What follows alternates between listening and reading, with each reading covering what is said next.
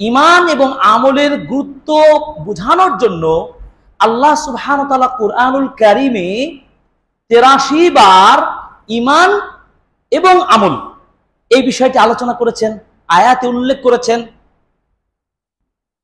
সালাতের গুরুত্ব বোঝাতে গিয়েও আল্লাহ তাআলা ৮৩ বার বা তার ঊর্ধ্বে আলোচনা করেছেন। তার মানে অবশ্যই গুরুত্ব রয়েছে। সরাসরি ঈমান এবং আমলকে পরস্পর সম্পৃক্ত বিষয় বলে কোরআনে ৭৩ বার আলোচনা করা হয়েছে।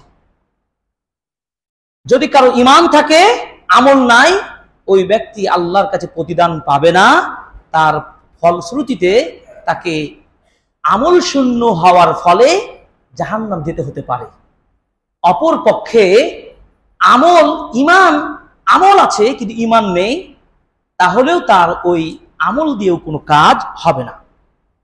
এজন্য দেখুন আল্লাহ সুবহানাহু ওয়া তাআলা সূরা হুদের ১৫ এবং ১৬ নম্বর আয়াতে বলছেন, মান কানা ইউরিদুল হায়াতাদ দুনিয়া ওয়া যিনাতাহা, যে ব্যক্তি দুনিয়ার জীবন চায়, দুনিয়ার জীবনের শোভা সৌন্দর্য পেতে চায়, নুওয়াফি ইলাইহিম আ'মালাহুম ফিহা ওয়া হুম ফিহা লা ইউবখাসুন, আমি তাদেরকে দুনিয়াতে তাদের কৃতকর্মের ফল দিয়ে দেব।